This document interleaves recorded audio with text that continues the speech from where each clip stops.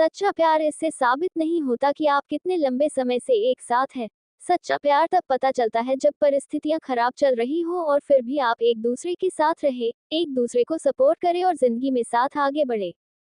Ruby एक fashion designer थी और नितिन एक कंपनी में सेल्स मैनेजर का काम करता था।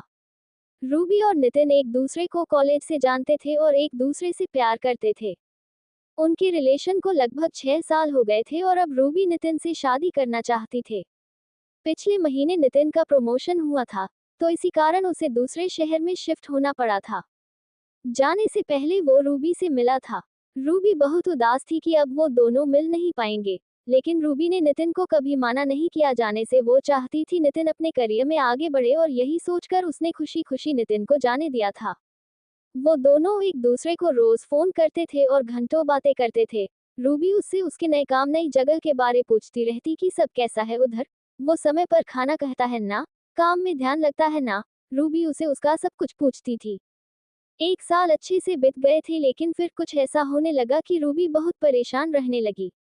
नितिन ना तो खुद रूबी को फोन करता था और जब रूबी फोन करती थी तो ये बोलकर फोन रख देता था कि वो काम में व्यस्त है।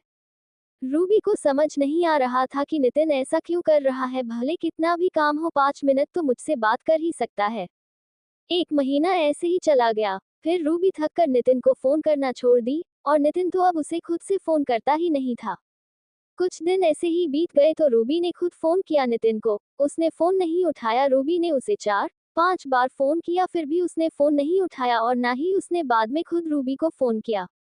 रूबी बहुत परेशान हो गई। वो सोचने लगी कि सच में नितिन काम में व्यस्त रहता है कि कुछ और बात है। कुछ दिनों बाद रूबी अपने काम से छुट्टी लेकर नितिन को बिना बताए उससे मिलने चली गई। रूबी को नितिन का पूरा पता मालूम था कि वो कहाँ रहता है।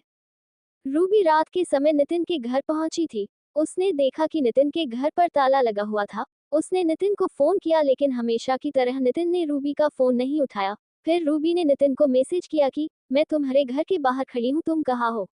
थोड़ी देर बाद नितिन ने फोन किया और उसे बहुत डांटा कि तुम बिना बताए क्यों आ गई इधर, किसने बोला था तुम्हें इधर आने के लिए, और फोन रख दिया। उसने रूबी की कोई बात नहीं सुनी। रूबी उसके घर के बाहर ही बैठी रह गई कि शायद नितिन को ऑफिस में बहुत काम हो और मैं बिना बताए आ गई, इसलिए वो गुस्सा हो गया और वो उसके घर के बाहर ही बैठ के उसका इंतजार कर रही थी। सफर में रूबी बहुत थक गई थी और उधर बैठे बैठे रूबी की आंख लग गई और वो सो गई। सुबह उसकी आंख खुली तो उसने देखा कि नितिन अभी तक घर नहीं आया। उसने फिर से नितिन को फोन किया। फोन उठाते ही नितिन बोला, क्या है, तुम मुझे बार बार क्यों फोन कर रही हो। रूबी बोली, तुम कहाँ हो, रात भर तुम घर नहीं आए, मैं इधर तुम्हारे घर के बाहर कल रात से तुम्हारा इंतजार कर रही हूँ। नितिन गुस्से में बोला, तुम चली जाओ, मैं नहीं आ सकता। रूबी की आंखों में आंसू आ गए। रूबी बोली, क्यों कर रहे हो ऐसे, मेरी क्या गलती है ये तो बताओ। नितिन बोला, तुम जाओ, मुझे तुमसे कोई बात नहीं करनी, और फिर फोन रख दिया। रूबी बहुत रोने लगी। उसके पास वापस जाने के अलावा कोई रास्ता नहीं था। वो अनजान शहर में नितिन को कैसे और कहाँ ढूंढती। फिर उसने सोचा कि नितिन के पड़ोसियों से एक बार पूछ ले कि नितिन यही रहता है ना कि कहीं और शिफ्ट हो गया है। उसने पूछा तो उसे पता चला कि पिछले 1 महीने से नितिन यहाँ रहता ही नहीं है। ये सुनकर उसे और बुरा लगा कि नितिन ने उसे कुछ नहीं बताया था कि वो कहीं और शिफ्ट हो गया है। पहले नहीं बताया था ठीक है, लेकिन अब जब मैं यहाँ आ गई हूँ फिर भी उसने कुछ नहीं बताया और ना ही मिलने आया। वो वहां से अपने घर लौट गई। वो बहुत बेचैन हो रही थी, नितिन ऐसा क्यों कर रहा है। वो नितिन को फोन और मैसेज करती थी, लेकिन वो ना तो फोन उठता और ना ही मैसेजेस का रिप्लाई करता था। कुछ 15 दिनों बाद नितिन का फोन आया। रूबी अपने ऑफिस में थी। उसने तुरंत फोन उठाया और ऑफिस से बाहर निकली बात करने के लिए।